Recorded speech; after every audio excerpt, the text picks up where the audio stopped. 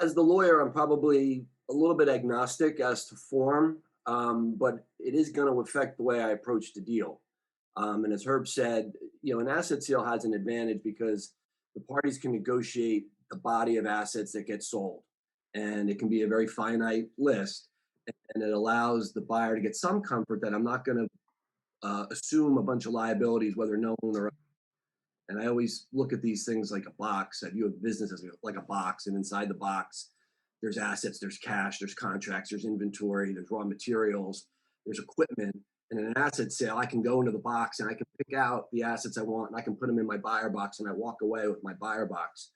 In a stock sale, I got to pick up the whole box and take it with me. And I take all the assets with me and all the liabilities with me. And that can be okay, but you've got to do a lot more diligence on the liability side because you're obviously assuming them. And then there's always, the Rumsfeldian unknown unknowns. There's liabilities out there that the seller, maybe in good faith, is not aware of, particularly in areas like tax, especially state tax, right, Diane? Where we sold goods into North Carolina, but we don't really think we owe North Carolina any taxes, and we certainly haven't filed a return there. But you get a letter from a taxing authority post closing, and then stock sale. You may, depending on how you've dealt with that in the contract, you may well have assumed that. So I'll go along with what my client wants. A lot of times the form is driven by tax concerns. A lot of times the form is driven by the nature of the business. As Herb mentioned, that we've got 1,000 contracts. We don't want to transfer 1,000 contracts. It's going to be a lot easier just to pick up the whole box and move it.